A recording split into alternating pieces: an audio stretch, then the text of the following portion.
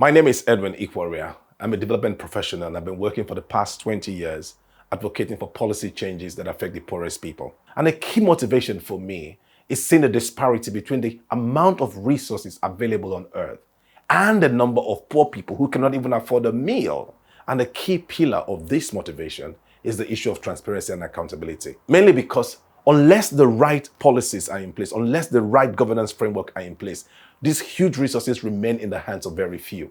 And that is why I'm excited to join the Publish What You Pay movement today. Because in looking at their track record in the past 20 years and all they've achieved, in terms of the policy changes, in terms of achieving transparency in the natural resource governance, making sure that revenues from natural resources benefit the people from the communities from which these resources were extracted.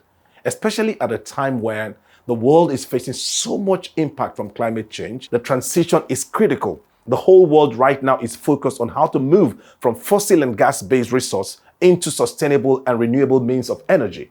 And this requires commitment, and commitment needs to be accountable. People need to be accountable to these commitments they've made. And that is why, as a movement, we will be holding the government accountable, we will be holding the private sector accountable, we will be demanding action for this kind of commitment that they've made.